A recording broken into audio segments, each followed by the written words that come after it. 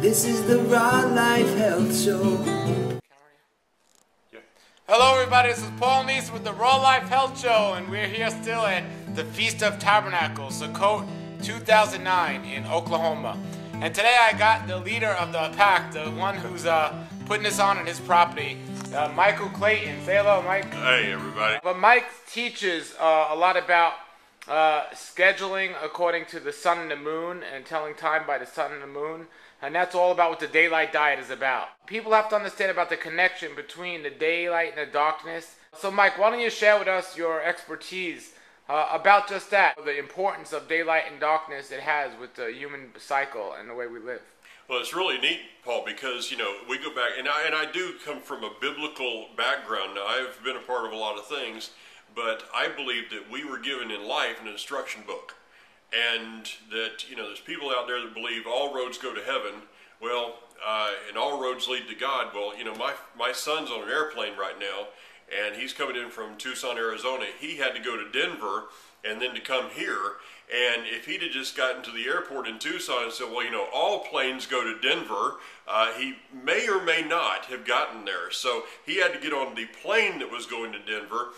And the same way that we have an instruction book that gives us the way, not just a way, but the way to walk through our life. And as you know, because it changed your life, that when we go through it, we find so many instructions of life, from our diet to just everything that we need is within the pages, not of a religion, but within the pages of a relationship that scripture gives to us. And if we go back to Genesis, we see that in the beginning that the Almighty created the heavens and the earth, and then he split things up, and he made evening and morning was the first day.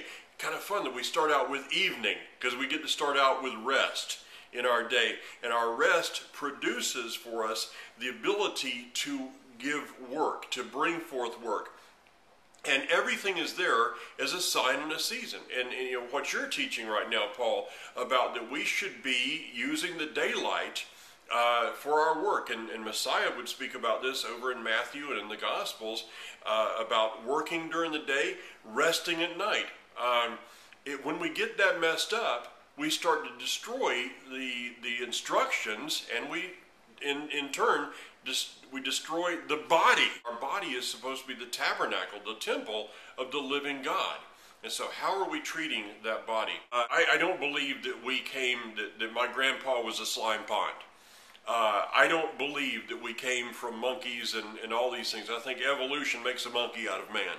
But I believe that we were fearfully and wonderfully made, and that we have been given this body as a gift to take us through life. And so how are we treating that gift? How we treat a gift, it has a direct correlation to our attitude toward the giver of a gift. If you've ever gone to somebody's house, you brought them a housewarming gift or something, and they received it, but a couple of years later you went to their house and there was a garage sale, and you saw that gift laying there, unwrapped, just still wrapped up and never used, and you kind of said, well, what is this? And they say, oh, it's something somebody gave me, never did like it, never did use it, and I'm going to see if I can get a couple dollars for it. Is it about the gift, or is it about the giver of the gift? It's about the giver. And see, when we mistreat our body, when we throw all this junk into our body, it's not as much about the gift that we're destroying. It's about our attitude toward the giver of that gift. And so I guess my challenge has been that in the raw, eating more raw food, and I can't believe it, Paul, I'm enjoying it. My wife is doing a lot of the raw foods today. We had a couple of hours with your wife yesterday that she taught us, and last night we had key lime pies made out of avocados. Oh, just the thought of that a couple of years ago would have driven me crazy, but now I'm enjoying this stuff. The thing about addictions, it doesn't matter if it's alcohol or tobacco or whatever, you can be addicted to anything. addictions are wrong. Because what an addiction is that I become controlled by something else that ends up in the end harming me. And so I had to deal with some addictions in my own life, and then and one of the things was I was known to drink a whole lot for a lot of years, and I quit totally. And I had tried on my own accord. When I came to know the Messiah, a number of years ago, I was going through just 3 packs of cigarettes a day, and I was going through much more alcohol than I'd like to tell you about. And I had tried to quit all those things in my own strength. And I finally just came and I said to God, my Creator, I can't deal with this anymore. Would you take it from me? And it was instantaneous, Paul, that it just happened. And I went for 14 years of my life, never touched a drop of alcohol. And then I started to drink a little bit of wine. And it's something that's good. But we watch those things. I guess it would be the same thing with if you eat too much chocolate. Well, you need to get delivered of that. And then there may come a time that you can put a little bit in there and have a little bit once in a while. You know me and chocolate. Anyone that knows me is it's all about carob. I know. It's all about carob, but yeah. But if you want chocolate, you can do a little bit of these things, but don't allow it to control you. Exactly. Okay? Exactly. That's the thing. And one of the things, Paul, when we talk about food, and this is why this whole subject is really exciting to me, because if you go back to Genesis. And literally, folks, everything that's happening today, whether it be the wars, the terrorism, all these different things, I can take every bit of it back to Genesis. And I can explain what's happening today based upon what the Word says in the book of Genesis and was written, how many thousands of years ago. And so here we are, we're talking about food. And how food is destroying people's lives. Well, what was the first sin? It had to do with food. It was about a commandment that the Creator said to Adam and Eve, there's 2 trees. Eat that one, don't eat that one. And what'd they do? They ate of the wrong tree.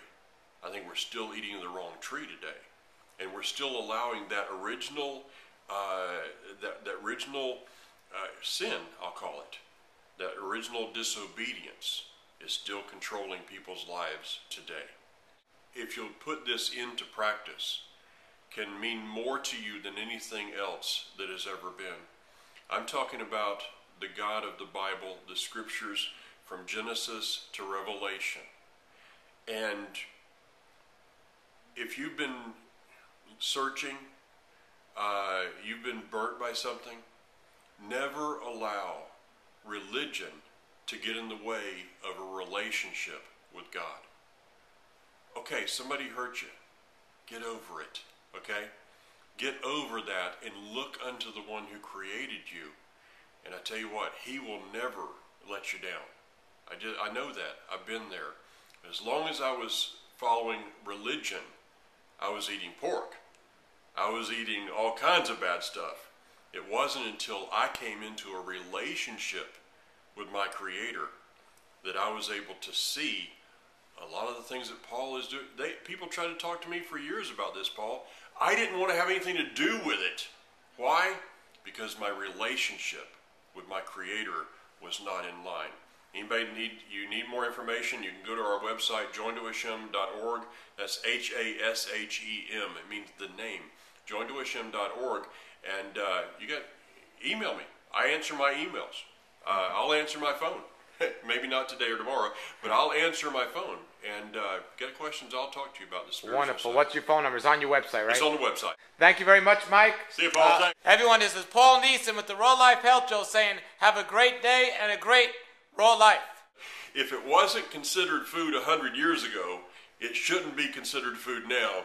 And if it comes through your car window, it's not food. Temperance in all things, especially the things that we don't have control over, like diet.